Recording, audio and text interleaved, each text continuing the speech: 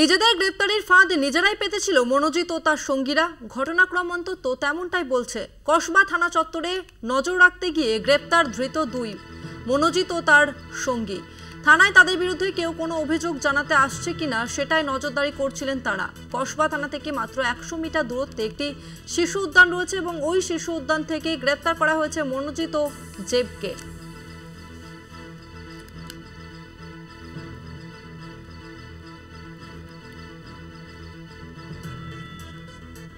সরাসরি আমাদের সঙ্গে রয়েছে প্রতিনিধি অরিত্র ঘোষ। অরিত্র, কসবা থানা থেকে মাত্র 100 মিটার দূরত্বে যে শিশু উদ্যান রয়েছে সেখান থেকেই তাদের দুজনকে গ্রেপ্তার করা হয়েছে।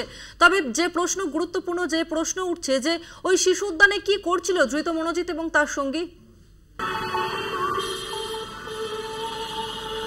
দেখো, কসবা ঘটনার পর থেকে নির্যাতনের যে ঘটনা, সেই ঘটনার পরে বহু প্রশ্ন উঠেছে মনোজিতের বিরুদ্ধে।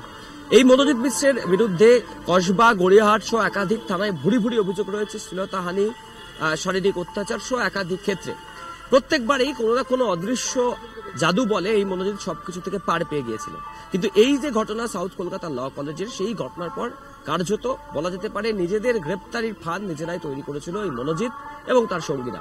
কি জানা যাচ্ছে, যে ঘটনাক্রম রয়েছে সেই ঘটনাক্রম থেকে একটা বিষয় স্পষ্ট উল্লেখ যে তাদেরকে গ্রেপ্তার করা হয়েছে, অর্থাৎ মনোজিৎ মিশ্রা এবং জাইব আহমেদ, তাদেরকে গ্রেপ্তার করা হয়েছে একটি শিশু উদ্যানের সামনে থেকে, তালবাগান ক্রসিং এ। সেই শিশু উদ্যানটা কোথায়? আমি এই মুহূর্তে দাঁড়িয়ে রয়েছি কসবা থানার সামনে। আমার এই জায়গা থেকে ঠিক 100 মিটার দূরত্বে, অর্থাৎ রাস্তার ঠিক ওপারেই রয়েছে সেই শিশু উদ্যান। মেরে কেটে ভৌগোলিক অবস্থান এবং ভৌগোলিক দূরত্ব 100 মিটার। সেই জায়গাতেই যেদিন তাদের গ্রেপ্তার করা হয়, অর্থাৎ 26 তারিখে, সেদিন তারা ঘোরাঘুরি করছিলেন 7:20 কিছু আগে থেকে 7:35 পর্যন্ত। কেন ঘোরাঘুরি করছিলেন তারা, সেই প্রশ্নটা অত্যন্ত জোরালো হচ্ছে।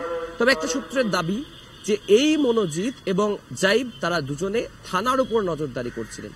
কেন নজরদারি করছিলেন? তার কারণ যে ঘটনা তারা ঘটিয়েছেন, যে নির্যাতনের ঘটনা তারা ঘটিয়েছেন কলেজ ক্যাম্পাসের মধ্যে, সেই ঘটনার পর তাদের বিরুদ্ধে কেউ কোনো রকম অভিযোগ করতে আসছে কিনা, তাদের চেনা জানা কোনো লোকজন বা সেই নির্যাতিতা, সেই বিষয়টি নিশ্চিত হওয়ার জন্যই কিন্তু ধৃত মনোজিৎ এবং জাইব আহমেদ ঘোরাঘুরি করছিলেন এই শিশু উদ্যানের সামনে। তার কারণ এর আগের যে ঘটনা বলি এই মনোজিৎ মিশ্রের, যেটা 2016-17 সাল থেকে শুরু হয়েছে তার দাদাগিরি, সেই সমস্ত ঘটনার ক্ষেত্রে যদি মনোজিতের বিরুদ্ধে কেউ কোথাও কোনো অভিযোগ জানিয়েছে তাহলে তাদেরকে ফল ভুগতে হয়েছে। কি ফল ভুগতে হয়েছে? মনোজিৎ এবং তার দলবল মিলে সেখানে গিয়ে হুমকি দিয়েছেন, মারধর করেছেন, ভয় দেখানো হয়েছে। এক্ষেত্রেও হয়তো তারা ভেবেছিলেন যে যদি তাদের পরিচিত কেউ বা ওই নির্যাতিতা থানায় এসে অভিযোগ জানায় এবং সেটা যদি তারা জানতে পারেন বা দেখতে পারেন, তাহলে পরবর্তী ক্ষেত্রে যা অভিযোগ যিনি জানাবেন তার বিরুদ্ধে ব্যবস্থা নেবেন এই সোকল্ড মনোজিৎ মিশ্র ওরফে ম্যাঙ্গোদা। কিন্তু সে গুড়ে বালি। তার কারণ অভিযোগ, নির্যাতিতা যে অভিযোগ করেছিলেন সেই অভিযোগের ভিত্তিতে কসবা থানার পুলিশ এই থানার ঠিক উল্টো দিকের যে রাস্তা, সেই রাস্তার পাশেই একটি শিশু উদ্যান, সেখান থেকে গ্রেপ্তার করে ধৃত মনোজিৎকে এবং জাহিব আহমেদকে। অন্যদিকে প্রমিতকে গ্রেপ্তার করা হয় তার হাওড়ার বাড়ি থেকে। আর এই যে পরপর ঘটনাক্রম বা যে টাইমলাইন বা যে তথ্য সামনে আসছে, সেই জায়গা থেকে এই প্রশ্নটা আরো জোরদার হচ্ছে যে তাহলে কি নিজেদের কৃতকার্যের ফল ঢাকতে গিয়ে কার্যত নিজেদের গ্রেপ্তারির ফাঁদ নিজেরাই তৈরি করেছিলেন মনোজিৎ সঙ্গীরা? এই প্রশ্নটাই কিন্তু এখন ঘোরাফেরা করছে এই ঘটনার পর থেকে। ধন্যবাদ তোমাকে অরিত্র। নিজেদের গ্রেপ্তারির ফাঁদ নিজেরাই পেতেছিল মনোজিৎ ও তার সঙ্গীরা। ঘটনাক্রম অন্তত তেমনটাই বলছে।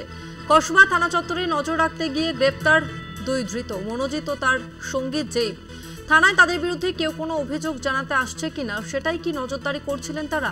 কসবা থানা থেকে মাত্র 100 মিটার দূরত্বে একটি শিশু উদ্যান, সেই শিশু উদ্যান থেকেই গ্রেপ্তার করা হয় মনোজিৎ ও জেবকে।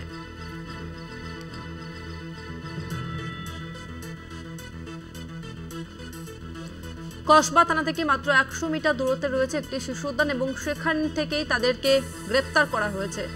কসবা কাণ্ডের মূল অভিযুক্ত মনোজিৎ এবং তার সঙ্গে জেবকে ওই শিশু উদ্যান থেকে গ্রেপ্তার করে পুলিশ। মাত্র 100 মিটার দূরত্বেই ছিল ধৃত মনোজিৎ এবং তার সঙ্গী।